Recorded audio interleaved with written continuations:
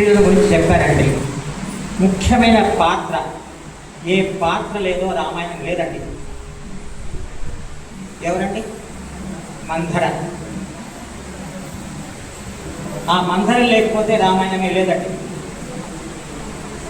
ఆమెను చెప్పలేదు.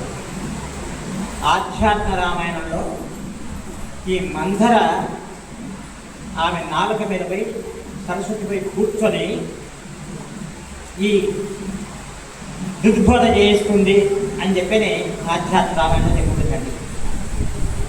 ఎందుకంటే కృష్ణ సంహారం జరగాలి. కృష్ణ సంహారం జరగాలి అంటే రాముడు అరణ్యానికి పోవాలి.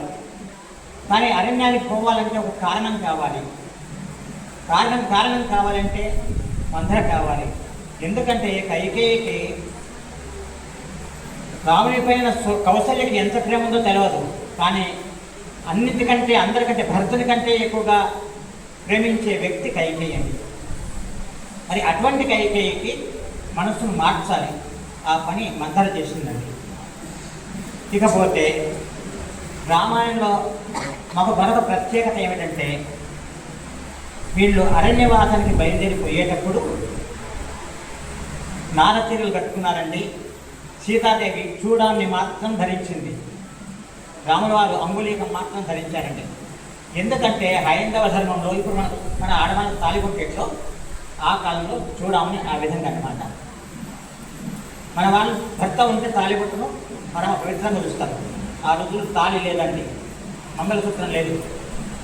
ఈ మంగళసూత్రం అనేది మన దక్షిణాదిలో వింధ్యపర్వతాలకు దక్షిణాదిలో ఉండేటువంటి సంప్రదాయం అండి. ఏమైంది అక్కడంతా కూడా ఇది ఉంటుందండి. ఆ స్థానంలో భర్త కుంకుమ పెడతారండి. ఇవి అంగుళీకం మీద వెంట తీసుకెళ్ళాడు. అంగుళీకం లేకుండా ఉండకూడదండి. ఆమె చూడమని ధరించింది. అరణ్యానికి వెళ్ళారు. అత్రి మహామణి ఆశ్రమంలోకి ప్రవేశించినప్పుడు మరి ఆ విధంగా పోయినటువంటి ఆ సీతాదేవి రావణుడు ఎత్తుకుని పోతుంటే పైనుండి పట్టు వస్త్రం చించి దాంట్లో అనేక ఆభరణాలు పెట్టి కింద పడేసిందండి. కిష్కిందలు పడ్డాయి. ఎక్కడంత చేయండి.